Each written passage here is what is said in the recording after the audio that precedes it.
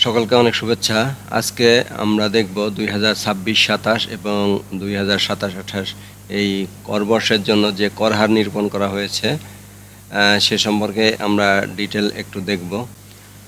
আমরা আয়কর পরিপত্রটি ইন্টারনেট থেকেও বের করতে পারি। যেমন আমরা যদি এনবিআর লিখে সার্চ দেই এখানে যে কোনো ব্রাউজারে, আমরা এনবিআর এর মধ্যে এখানে প্রবেশ করলাম। তো এখানে এই যে ট্যাক্স টাইপ ইনকাম ট্যাক্স, এই ইনকাম ট্যাক্স পরিপত্র, এই পরিপত্র এখানে কিন্তু এই যে আপডেটেড এগুলো থাকবে। ইনকাম ট্যাক্স পরিপত্র 2024-25, এটা 25-26, 26-27 এখনও হয়নি, যে 25-26 এখানে আছে। আর এটা গতবারের যেমন থাকলেও এর পরের বছর যেমন 26-27 এবং 27-28 কর বর্ষের জন্য আয়করের হার কিন্তু এখানে নির্ধারণ করা ছিল, কিন্তু এটা পরিবর্তিত হয়েছে। যেমন 3,75,000 টাকা ছিল 0%, এবার হয়েছে 4 লাখ টাকা। তো আমাদের এটা আপডেটেড হলে আমরা এইভাবে এখান থেকে এই যে আয়কর পরিপত্রের যেটা আপডেটেড সেটাও কিন্তু এখান থেকে বের করে এর তথ্যগুলো, বিভিন্ন তথ্যগুলো আমরা এখান থেকে সহজেই দেখে নিতে পারি। তো এখানে আমাদের প্রথম ভাগেই যে 4 লাখ টাকা পর্যন্ত কর হার 0 এবং 4 লাখের পরে যে পরবর্তী 3 লাখ টাকা পর্যন্ত 10%, এরপরের 4 লাখ টাকা পর্যন্ত 15%, পরবর্তী 5 লাখ টাকা পর্যন্ত 20%, আর তারপরের 20 লাখ পর্যন্ত 25%, এবং এর পরে যা থাকবে সেটা অবশিষ্টের উপর হলো 30%। আর এখানে কতগুলো আমাদের তথ্য রয়েছে যেগুলো যে শর্ত থাকে, যেমন মহিলা করদাতা এবং 65 বছর বা তদূর্ধ্ব বয়সের করদাতার কর্মুক্ত আয়ের সীমাটা আমাদের যে সাধারণভাবে যেটা 4 লাখ ছিল সেটা হলো 4,50,000 টাকা।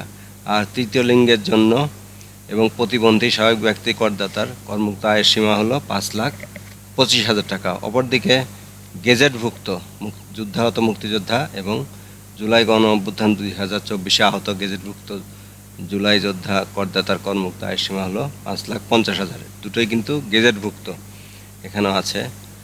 আরেকটা হলো কোনো প্রতিবন্ধী ব্যক্তির পিতামাতা বা আইনানুগ অভিভাবকের প্রত্যেক সন্তান বা পোষ্যের জন্য করমুক্ত আয়ের সীমা হলো 50,000 টাকা অধিক হইবে এটা। তবে প্রতিবন্ধী ব্যক্তির পিতা ও মাতা উভয় করদাতা হইলে যে কোনো একজন এই সুবিধা ভোগ করিবে।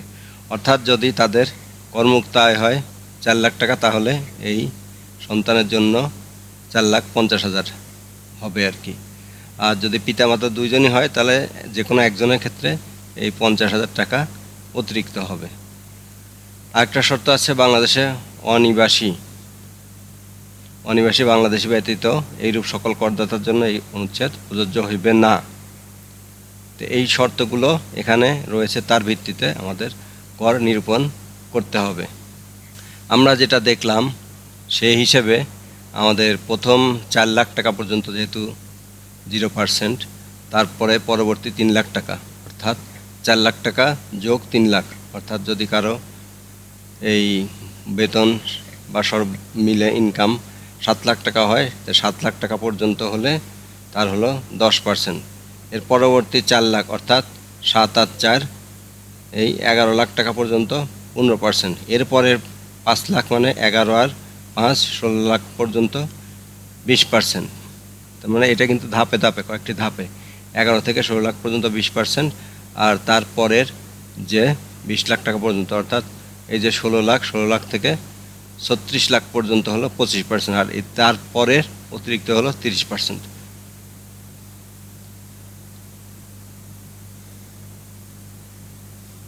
তা আমরা এই যে কর বর্ষ 2025-26 এবং 26-27 এর মধ্যে আমরা একটা তুলনামূলক ইনকামের সাথে আমরা এটা দেখার চেষ্টা করেছি।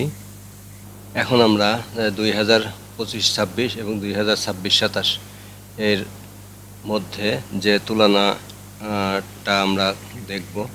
এখানে 2025-26 যেমন প্রথম 3,50,000 টাকা পর্যন্ত ছিল 0, পরবর্তী 1 লাখ টাকা 5%, এরপরের 4 লাখ টাকা 10%, অর্থাৎ এই যে এখানে কিউমুলেটিভ করলে 3,50,000 পর্যন্ত 0, পরের 1 লাখ মানে 3,50,000, আর 1 লাখ 4,50,000 টাকা হলে এই 50,000 টাকার 5%, তারপরের 4 লাখ টাকা হলে এই 4 লাখ টাকার 10%, এর পরবর্তী 5 লাখ টাকা অর্থাৎ মোট 13,50,000 হলে এই 5 লাখ টাকার উপর 15%, পরে 5 লাখের উপর 20% এবং পরবর্তী 20 লাখের উপর 25%, আর তারপরে বেশি যদি হয় 30%। আমরা আর এ বছরে হলো যেমন 4 লাখ পর্যন্ত শূন্য, তারপরে 3 লাখ, অর্থাৎ এই টোটাল 7 লাখ হলে 3 লাখের 10%, এর পরবর্তী 4 লাখ অর্থাৎ এই 11 লাখ টোটাল হলে এই 4 লাখ পর্যন্ত শূন্য, 3 লাখের 10% এবং 4 লাখের 15%। এর পরবর্তীতে হলো পরবর্তী 5 লাখের জন্য 20% আর পরবর্তী 20 লাখের জন্য 25%, আর তার অধিক হলে পরে 30%। তা আমরা এখানে এই তুলনা করলে আমরা দেখি যে 2025-26 এবং 2026-27-এর আমরা একটা নির্দিষ্ট ইনকাম নিয়ে এখানে দেখব যে বেতনটা আসলে বেতন না মানে আমাদের ইনকাম ট্যাক্সটা আসলে কত কম বেশি হবে।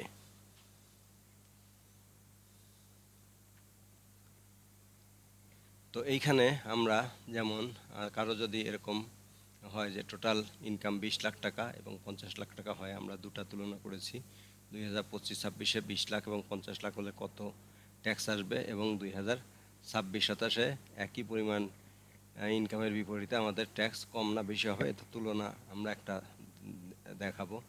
তো এখানে দেখা যাচ্ছে যে আমাদের 2025-26-এ আমরা যদি টোটাল ইনকাম 20 লাখ টাকা ধরি তাহলে 3.5 লাখ টাকা পর্যন্ত 0%, পরবর্তী 1 লাখ অর্থাৎ 1 লাখ টাকার 5% 5,000, পরবর্তী 4 লাখ টাকার 10% অর্থাৎ 40,000, এর পরের 5 লাখ 15% 75,000, পরবর্তী 5 লাখ কিন্তু আমাদের হলো পরবর্তী 5 লাখের 20%, এইখানে হলো 1 লাখ টাকা।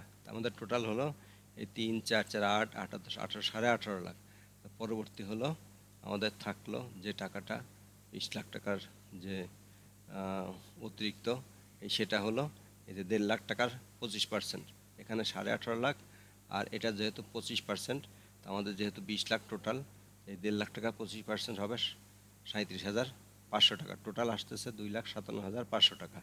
আর একই ইনকামের জন্য 20 লাখের বিপরীতে এখানে আমাদের এ বছরে কত হবে, 4 লাখ পর্যন্ত 0, পরবর্তী 3 লাখের 10% অর্থাৎ 30,000, পরবর্তী 4 লাখের 15%, 4 15 60,000, এর পরের 5 লাখ 20% 1 লাখ, পরবর্তী 20 লাখ পর্যন্ত 25%, অর্থাৎ আমার টোটালটা এই অ্যাড করলে 4 5 6 7 7 4 11 5 16, অর্থাৎ আরও 4 লাখ টাকা, এই 4 লাখ টাকার 25% হলে 1 লাখ টাকা, তাহলে আমার এই টোটাল এবার কর আসছে 2,70,000, যা গত বছরে ছিল 2,57,500।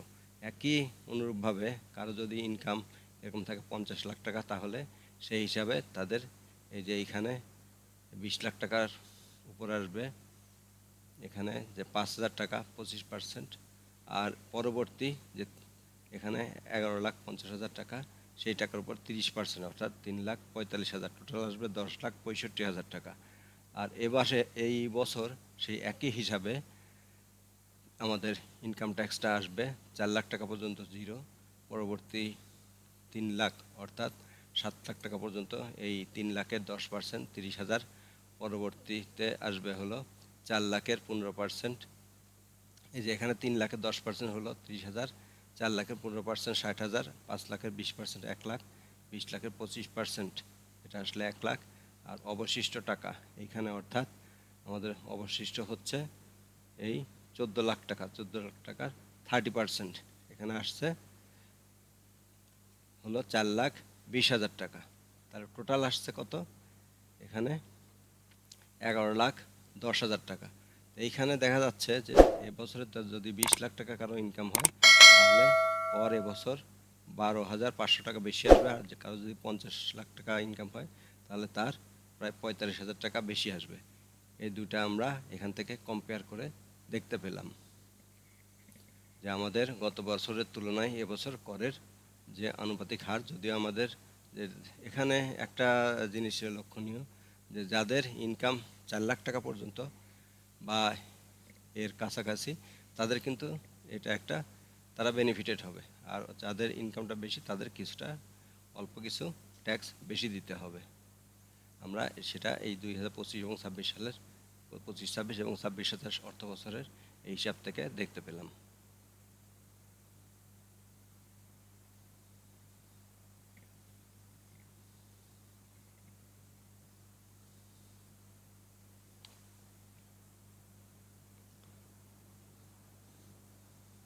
তো আপনাদের যে ইনকামের উপর ভিত্তি করে এটা আপনারা এই সাময়িকভাবে এই যে ট্যাক্স কত আসবে, এরপরে রিবেট আছে, রিবেট ক্যালকুলেশন করে, এবং এবছর আপনাদেরকে বোনাস আছে 5% যদি সময়ের মধ্যে দেওয়া যায়, অর্থাৎ জুলাই, আগস্ট, সেপ্টেম্বরের মধ্যে, এবং সেপ্টেম্বর, অক্টোবর, নভেম্বর এখানে দিলে পরে কোনো এখানে বেনিফিটেড নাই, এবং তার পরবর্তী দিলে ফাইনও আছে, মানে জরিমানা দিতে হবে।